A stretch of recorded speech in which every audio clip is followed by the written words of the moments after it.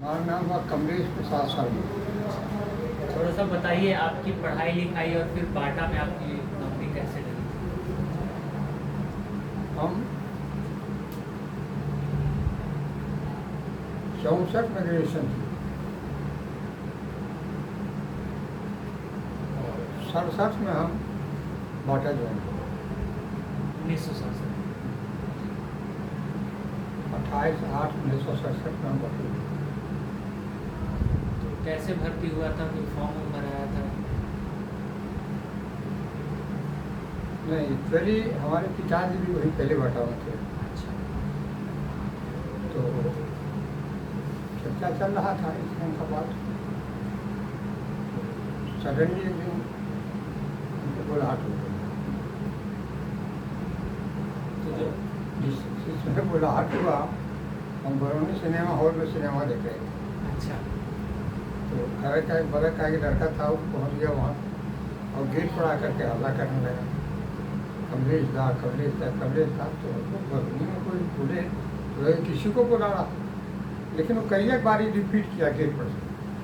तो हमको लगा शंका कि कोई बोल नहीं रहा है, ऐसा तो नहीं हम ही को बुला रहा है। तो हमारे साथी था रावासी इन्हीं के चचा थे, तो हमारा फ्रेंड फर्स्ट फ्रेंड था। नहीं थोड़ा की बोले, तो हम कहे हमें बुलाने चलिए ना। तो हम गेट पर आए, गेटे पर आए तो उसमें क्या बात है, तो जल्दी चलो बाटा के साहब तो आपको सिनेमा छोड़ दिए, आगे वहीं से वहीं रुक गए, घर नहीं आए। तो रवासी से कहे तुम चल जाओ, हम अपना यहाँ से ये सोचे कितना समय लगेगा वो ठीक है। तो वहीं से हम भीतर से गए। तो अंग्रेज था, चेक साहब था, उसमें ड्यूटी फैक्ट्री में गए।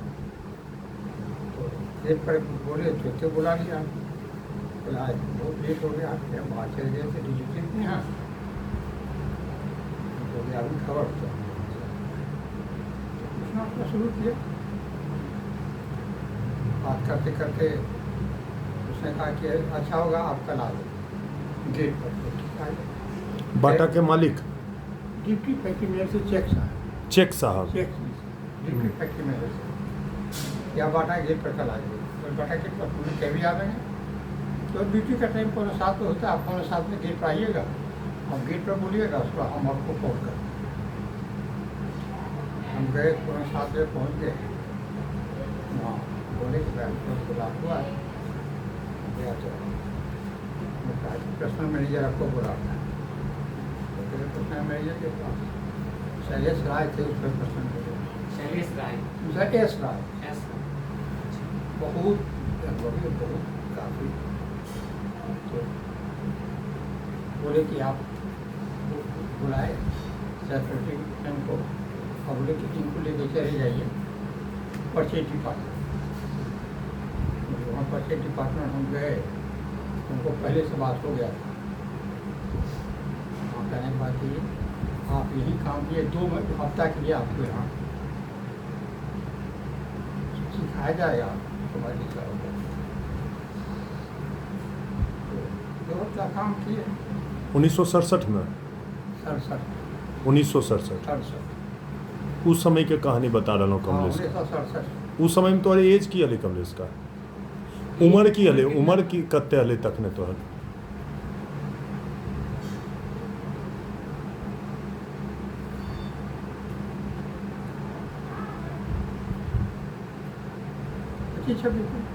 25-26 साल। जब ज्वाइन किए थे तो कितना पैसा मिल रहा था उस समय सैलरी? सैलरी था हमको, वहाँ वीकली पेमेंट होता था। वीकली? हाँ, सब पेमेंट वीकली होता था। तो वीकली पेमेंट हमको स्टार्ट हुआ 37 रुपया 50 पैसे और 42 रुपया डी। 70 कुछ का फीस है, बहुत सा पुराना है, मैंने यही पेमेंट हुआ था। हफ्ता कब तक नौकरी किए थे कमलेश का वहाँ? 2004 में हम रिटायर। 2004 में तखने सैलरी करते थे रिटायर जब किए थे तो? उसमें 21,000 21,000 या उसी लपेट। तो 67 में जब कमलेश का ज्वाइन किए तो बाटा यहाँ स्टार्ट कब हुआ था? बाटा स्टार्ट हुआ 1940 1900 आज़ादी से पहले। 1940 1940 में शुरू हुआ। बाटा के बारे में बताइए कमलेश का, बाटा का कहानी क्या हुआ, यहीं पर बाटा काहे लगा? मैकडॉवेल लगा था 70 के करीब में, बहुत दिन के बाद यहाँ आया। 30 साल के बाद। तो बाटा सबसे पहला फैक्ट्री था यहाँ, या ओकरा से पहलियो कोई फैक्ट्री था? नहीं, यहाँ से फैक्ट्री बाटा सबसे पहला था। तो बाटा यहाँ पर क्यों लगा? इसके मालिक थे टीजे बाटा। तो उनके दिमाग में कुछ आया कि हमको इंडिया में बिजनेस करना, इंडिया में बिजनेस करना। तो इंडिया है, वहाँ कलकत्ता है। कलकत्ता से उतरने के बाद वहाँ से उतर के रिक्शा पर बैठे। तो उनका अपना अच्छी है, वो अपने VTM स्टेट में। तो रिक्शा पर बैठ करके वो आ रहे थे। तो रिक्शा पुलिस से पूछते हैं कि तुम बताओ हिंदुस्तान में कौन सी का बिजनेस सबसे बढ़िया हो सकता है? कहा हम गरीब आदमी आपको क्या बता रहे हैं, कभी तुमको कुछ दिमाग काम करता है तो बोलो, जो दिमाग काम करता। बोले यहाँ सबसे ज़्यादा बिजनेस होगा जूता का। यहाँ जूता बहुत कम आदमी पहनता है, और खास के गरीब को जूता पहनने के लिए मिलता नहीं। इसलिए हमारे ख्याल से यहाँ सबसे बढ़िया बिजनेस होगा जूता का। तो भट्टा साहब बोले कि हमको बात जच गया, और उसी के बात को अच्छी करके थे, उषा पूरा का बात को अच्छी करके हमने जूता की फैक्ट्री का स्टार्ट किया। तो 40 में उन्होंने सबसे पहले चमड़ा बनाना शुरू किया, और शुरू किया हम बाटा हाथीदह से। तो पहले वहाँ जूता नहीं बनता था। बाटा साहब थे कहाँ के? एक्चुअली थे चेकोस्लोवाकिया के। चेकोस्लोवाकिया के। तो वार के समय वहाँ हुआ था, वार के बाद तो वो जाके बस गए ऑस्ट्रेलिया। आज तक उनका परिवार अभी ऑस्ट्रेलिया में है। अच्छा, और बाटा साहब आए थे कलकत्ता? कलकत्ता भाई बिजनेस के ख्याल से आए थे। हाँ, इंडिया। इंडिया वो पूछते तो हम कलकत्ता। कलकत्ता जहाज से उतरे होंगे। कलकत्ते थे वो। और उसके बाद कलकत्ता से उनको रिक्शा पुलर से बात आया, उसके बाद ये आए बाटा हाथीदह में? नहीं, उस समय नहीं, उसको तो उनके दिमाग में ये बात आगे करना चाहिए। तो 40 में उन्होंने यहाँ ऐसी शुरू किया। 1940 में हाथीदह में उन्होंने शुरू किया चमड़ा बनाना, प्रोसेसिंग चमड़ा का बनाना। तो चमड़ा तो बाहर से आता था।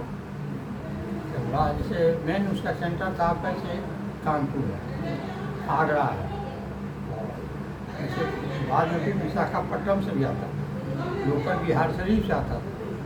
और बहुत दिन जाने के बाद आपका लोकल में बरूद नज़दीक कुछ बाहरों से भी आता था। तो वहाँ से कच्चा चमड़ा आता था। वहाँ सोटी कर गाय कच्ची करने के बाद उसका खल्ली छोड़ा करके उसको रख दिया जाता था। उसका नमक उसमें मिला के, ताकि इतना दूर लाने में समय लगता है तो खराब हो जाए, सड़ जाएगा और महकना शुरू करेगा। उसको प्रिजर्व करने के लिए उसमें चमड़ा लपेट लगाया जाता था, और एक प्रिजर्वेटिव होता था वो उसमें लगा दिया जाता था ताकि वो सड़ेगा नहीं। और वो लगा देने के बाद उसका बंडल बना करके, तो बंडल यहाँ आता था। इस सारे जगह का लेदर आता था यहाँ पे? कानपुर रॉ है, कच्चा चमड़ा था। हाँ। और चमड़ा यहाँ आने के बाद पहले तो बहुत दिन तक वो हाथे से काम होता था, लेकिन हम श्रीलंका के समय में उसका सब मशीन था। तो मशीन काफ़ी डेवलप कर गया था। तो उसका मशीन में जाने के बाद उसका पहले उसमें केमिकल होता है, जैसे चूना हुआ, सोडियम हुआ, सल्फ्यूरिक एसिड हुआ, ये सब दे करके बड़का उसका ढोल होता था, बहुत बड़ा ढोल। कम से कम एक ढोल का ऊंचाई होता था मान लिया 10-12 फीट, और उसको मशीन मोटर के द्वारा उसको रोटेट किया जाता, और उसमें केमिकल दे के उस चमड़ा को घुमाया जाता। तो करने के बाद क्या होता था, चमड़ा का वो जो होता फर जो था ना, वो सब उड़ जाता। जितना उसका फर था उसमें से उड़ गया, और उसमें स्वेलिंग हो जाता, और जो पतला था मोटा हो जाता। ये बताइए कि जब आप नौकरी ज्वाइन किए होंगे और उसके बाद के सालों तक कितने लोग लगभग वहाँ काम कर रहे थे? तो उस समय करीब 500 आदमी। 500 लोग परमानेंट थे सर? परमानेंट 350। 350। जब एक शहर में इस तरह की कोई फैक्ट्री चल रही होती है तो उस शहर पे उसका क्या असर होता है वहाँ के लोग बाग के जीवन पर, जो काम करने वाले लोग हैं, जो बगल के दौरी दुकान वाले लोग हैं उन पर? जब इनकम होता है तो मार्केट खुलता है। हाथ में तो पैसा नहीं रहता है, घर बैठा रहता है। हाथ में जब पैसा होता है तो फैलता है, जब फैलता है तो मार्केट खुलता है, तो मार्केट में भी जान है। तो उस समय मकामा मार्केट में काफ़ी जान आई, जो मरा हुआ था ना उसको जान आई। बाद में और ज़्यादा बढ़ गया जब आपका मैकडोवल चालू हो गया और सूता फैक्ट्री हो गया, ब्रिटानिया हो गया, तो काफ़ी चहक पका गया था, जो कि अभी भी उस स्थिति में मकामा नहीं। ये बंद क्यों हो गया ये? बंद हो गया, उसका कोई घाटा वाटा कभी नहीं लगा, कंपनी को घाटा कभी नहीं लगा। तो दिखाया जाता था घाटा, लेकिन वह एक्चुअल घाटा नहीं था। वह घाटा जो होता था वो मैनिपुलेटेड होता, कंपनी शो नहीं करना चाहता था, शो नहीं करना चाहता था तो मैनिपुलेटेड होता था, लेकिन कंपनी को घाटा कभी नहीं होता। कंपनी को घाटा नहीं। लेकिन अब हम दूसरे सब जा रहे हैं, आपको बता दें। बटा साहब को एक लड़का था, हम जवाब दे रहे हैं कि क्यों बन गया। बटा साहब को एक लड़का था, तो जब वह बड़ा हुआ वह हिप्पी हो गया, घर छोड़ के भाग गया। हिप्पी मने कमलेश का? हिप्पी होता है एकदम पेट सूच काफ़ी बढ़ा करके आज दिन भर खाली गांजा पीना और दम मारो दम। एक बार इंडिया में बहुत ज़्यादा चल गया था, कभी जंगल में जहाँ तहाँ 10 को 5 को मिल करके खाली पीना गांजा, दारू नहीं गांजा पीना और दम मारो दम का उसमें कोई चलन चल गया था। तो घर छोड़ के वहाँ से भाग गया, और भाग करके वो कहाँ गया तो नेपाल चला। तो ये तो अपना उसका भाग में तो उस चला, इधर बाटा तक हो गया कि हमारा बेटा कहाँ चला, उसको बेटा को खोजी। तो बाटा साहब उसमें हमारे ख्याल से 98 कंट्री में उनका फैक्ट्री था, 98 कंट्री में बाटा साहब का फैक्ट्री था। तो सोच सकते हैं पैसे का क्या कमी है। तो उन्होंने अपना लगा पैसा खर्च किया और सब जगह फोटो दुनियादारी सब जितना था सब कंट्री में लगा दिया कि हमारा बेटा क्या है, कोई भी कोशिश करेंगे दुनियादारी जो होगा। इसी क्रम में खोजते खोजते आदमी वो फोटो को लेकर के नेपाल में घूम रहा था जंगल में, तो देखा 10 लोग मिल करके वहाँ दम मारो दम कर रहा था। तो फोटो मिलाया, मिलता तो नहीं था, इसलिए तो चाहे उसमें यंग आदमी था और उस रूप में देखा तो पहचान नहीं सका, लेकिन उसको शंका हुआ कि लगता है उसका चेहरा मिला है यही लड़का। तो उसको पकड़ा, बोला नाम बताओ, बात करना, वो बताया नहीं, पुराना पठान बताने लगा, लेकिन उसको फिर भी शंका हो, उसको पकड़ लाने के बाद खबर की ऐसा कि लड़का पकड़ा के लगता है। तो हमें आया, देखा सुना तो वही था, उसको लेके चला गया ऑस्ट्रेलिया। ऑस्ट्रेलिया में जाकर तो क्या क्या किया गया, सब बालू कटकर दुनियादारी जो होता था उसको सब किया गया। तो कुछ बात मानता ही नहीं था, उस बार समझे कि इसको एक काम करो, पुराना कहावत है कि रे रास्ता पा रहा है तो इसको औरत के साथ फंसा दो, तो उसका शादी कर दिया। कुछ दिन रहा, उसके बाद उसको खूब का सिखाया पढ़ाया गया, और लोग जितना थे उस पर लगे रहे। करते करते उसको कुछ बोला गया कि तुम कुछ जवाब दे ही, तो धीरे धीरे उसको कुछ जवाब दे ही दिया। और करते करते जब फुल पेज जब चार्ज में आ गया तो उसको वही देखने लगा। उसके दिमाग में क्या था नहीं था, उसने कहा कि हम सब जगह बिजनेस करेंगे, हिंदुस्तान में बिजनेस नहीं। अच्छा, तो क्या बोले, आज बाटा इतना बड़ा हुआ है, उसमें इंडिया का श्रेय। इस हमारे जीते जिंदगी कम से कम बाटा हिंदुस्तान का चर्चा मत, लेकिन वो मानता नहीं था। तो बोले कि ठीक है, अगर तुमको यही है तो बंद करना है कि हमें मरने के बाद, जब तक हम हैं हिंदुस्तान टच मत करो, हम मर जाएंगे तुमको जो मत होगा कर। बाटा साहब गए और उसके दिमाग में तो बना हुआ था, तो आज जितना बाटा रन कर रहा था वो स्थिति में टोटल नहीं है, सच्ची में नहीं है। और उसी क्रम में उसका इफेक्ट इतना ज़्यादा हुआ कि तो यहाँ को बंद कर। कब यहाँ का बंद हुआ था बाटा कमलेश का? 8 या 10 में, पूरा याद नहीं है। 2008-10 के 8, 10, 12 जो हुई यही वो। पैसा वैसा मिल गया आप लोगों को? हम तो पहले ही स्टार्ट कर गए। 2004 में लोग रिटायर। काम करने वाले, हम तो पहले स्टार्ट कर गए थे। जो लोग उस वक्त तक काम कर रहे थे, जो काम कर रहे थे उन लोगों को ऑफर मिला कि या अगर ट्रांसफ़र लेना चाहते हैं आप तो चल जाइए कलकत्ता और यहाँ पटना। तो कुछ लोग कलकत्ता भेजिए और कुछ लोगों को यहाँ भेजिए, और कुछ लोग बाकी जो बचा उसको पैसा दे करके बैठा। सर्विस जिसका जितना सर्विस था उसके हिसाब से पैसा दे करके सब लोगों को बैठा। लेकिन एक फैक्ट्री जब बंद हो जाती है तो उसका शहर पे, वहाँ के रहने वाले लोगों पर कुछ तो असर पड़ता होगा। हमको तो इससे पहले हम बता दें कि जो रौनक था मोकामा वो खत्म हो गया। यहाँ तक कि इसका रौनक बिहार का बेगूसराय तक था।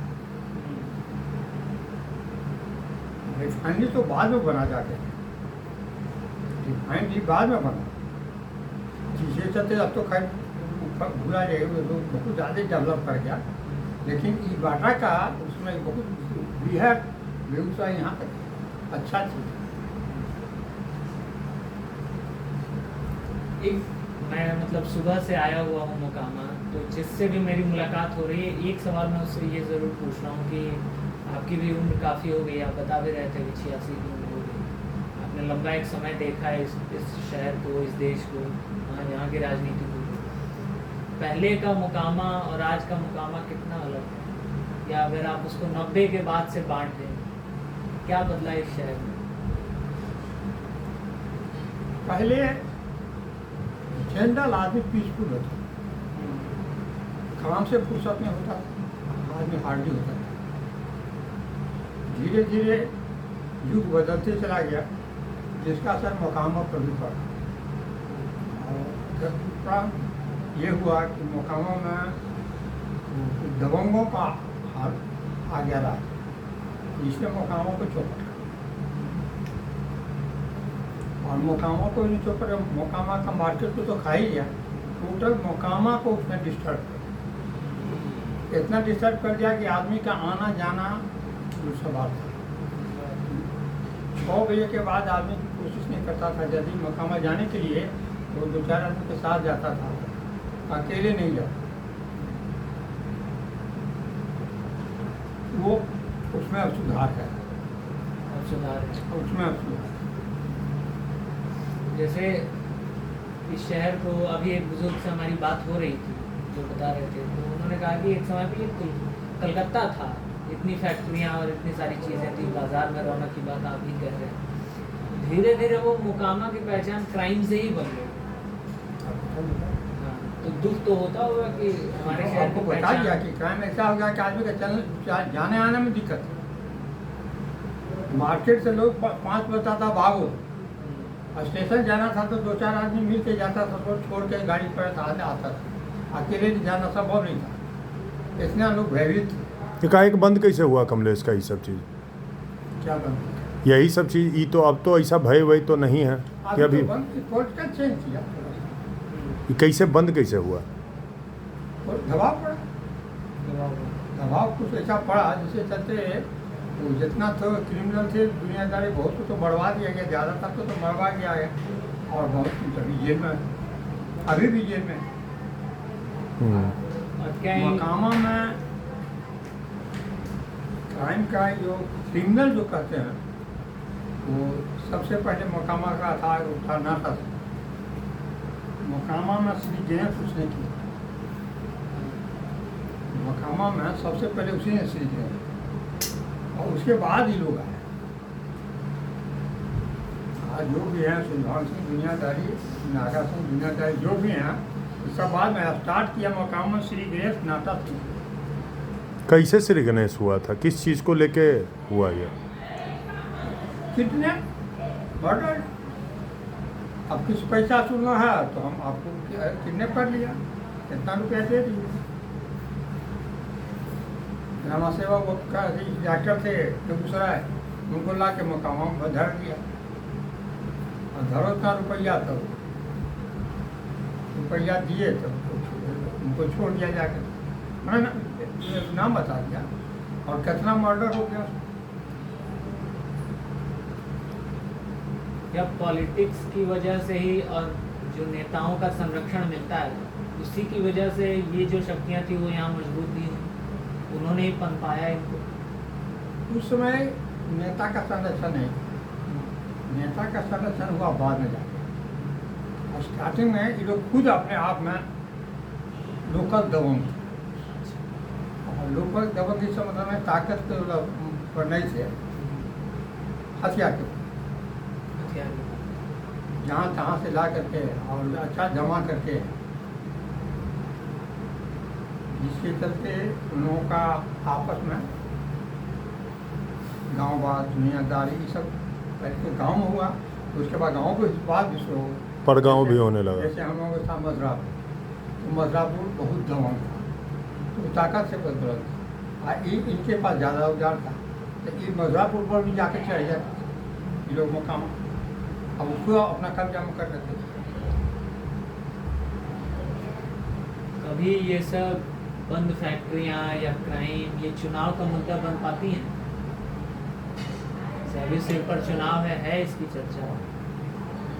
उसके बाद बहुत दिन के बाद यहाँ नीतीश जी का राज था, एमपी में यहाँ नीतीश जी जीते थे, तो उनका एक्शन बढ़िया नहीं था, तो मकामा उनको हराने के बाद उनको रिएक्शन, उनका एक्शन बढ़िया नहीं था इसलिए मोकमा हरा। सपोर्ट नहीं करते थे। एमपी में पहले यहीं खींचते थे बाढ़ से मोकमा जी जी बढ़िया काम नहीं किए थे वो, नहीं किए अपना, तो हरा दिया, 2 बार जीते, उसके बाद यहाँ का हार गए तो रिएक्शन में आकर के यहाँ डिस्टर्ब करना शुरू किया। और इसमें उन्हीं का श्रेय है कि पहले फैक्ट्री जो इधर रिफाइनरियाँ बंद करवा दिए, सूता सब जितना था इसमें सब एक एक करके बंद करवा दिए नीतीश कुमार। नहीं भी देते जो आज भी आदमी बोलता है कि मोकामा में इंडस्ट्री बंद करवा दी नहीं थी, तो बात सही है, उसमें लोग यही कहते थे, हम लोग भी कहते। सब तो कहता है नीतीश कुमार इतना विकास कर दिली, क्या विकास कर नीतीश जी विकास किए भाजपा के अलायंस के बाद, उसका उनसे रुपया मिला जिसको तो मार्केट में छीट करके अपना नाम कमा गए। कास्टिंग फाइनेंस शुरू हुई थी, कास्टिंग वही कुछ बाद दुनियादारी हुई थी। अब बाद में लालू जी आए तो यहाँ नाटक करना शुरू कर, उधर पूर्वी बात था यादव बात हो गई। इस बीच में मोकामा कहाँ गया? हम तो अब बता दिया कि ऊपर शासन का भी दबाव पड़ा, दुनियादारी जितना थे सबको मरवा दिया गया।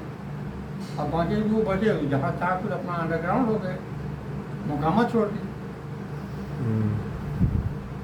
मुझे एक और ये बस बता दीजिए कि इसका इतना बड़ा अथी था मोकामा कुछ समय, स्पेशल यहाँ आदमी भेजा गया थाना में,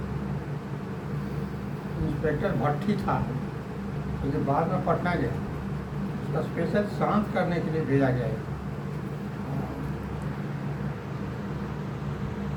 इंस्पेक्टर चंद्रा एगो थे, इंस्पेक्टर चंद्रा भी एगो थे, ये चंदा, हाँ, जो सुसाइड कर लिए इधर। तो इन लोगों को स्पेशल भेजा गया यहाँ पे, और नाम है बाहर के एसपीओ कौन थे, नाम नहीं याद कर रहा है, इन लोगों को भेजा गया। जिससे मैं सबसे पहले वो स्टार्टिंग उन्होंने किया करके कि बिजली का बहुत प्रॉब्लम था, तो बोले बिजली का प्रॉब्लम था ज़्यादा क्यों, तो पता चला कि लोग बिजली यूज करते हैं पैसा नहीं देते, तो क्या पेमेंट के साथ बताओ कैसे तू कहते हो इस बात, तो दिखाया गया तो देखा गया कि ज़्यादातर जो थे जो दबंग आदमी थे पैसा वाले थे उन्हीं के पास सबसे ज़्यादा बकाया, जो बकाया था सब के पास उन्हीं पर।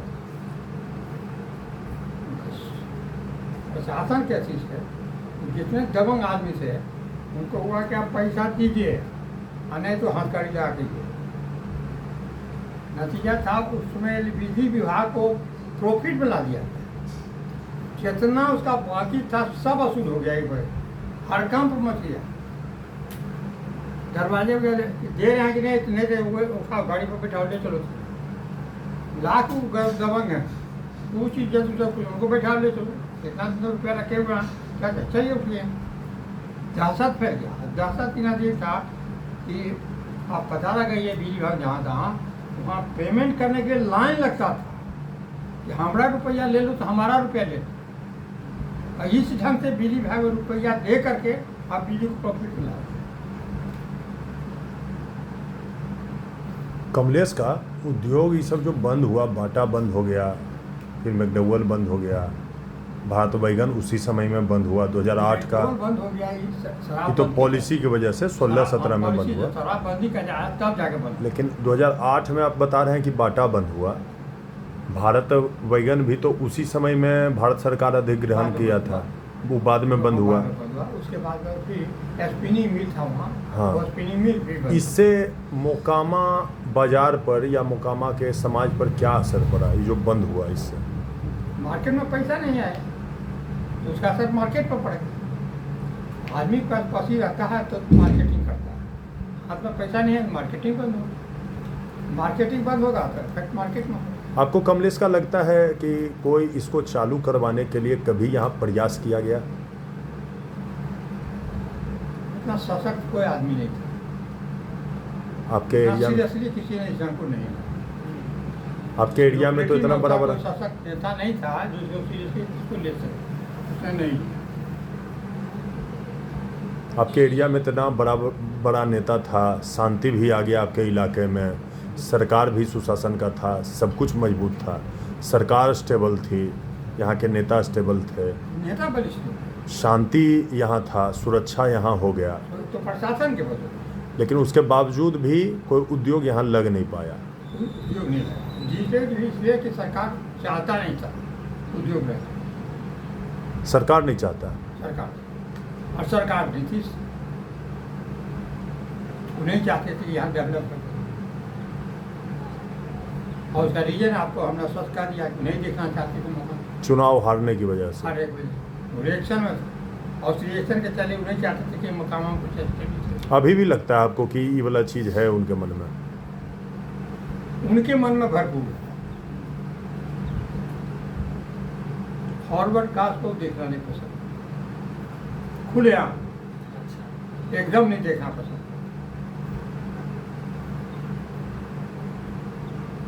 अटल जी के समय कृषि मंत्री बने, इस लोकेलिटी का सबसे बड़ा हड़ताल है। आज उसी अटल जी उस समय बोले थे इस चीज़ को इसको करने का।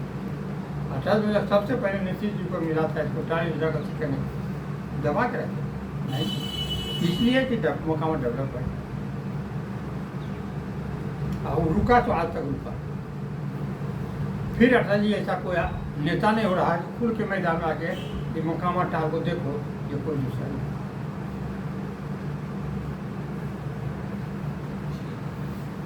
और कोई सवाल है? क्या कहें कमलेश का, आप तो पूरा इतिहास पलट दिया 87 साल का एकदम। धन्यवाद। अच्छा, जैसा इनको प्रसाद चाहिए।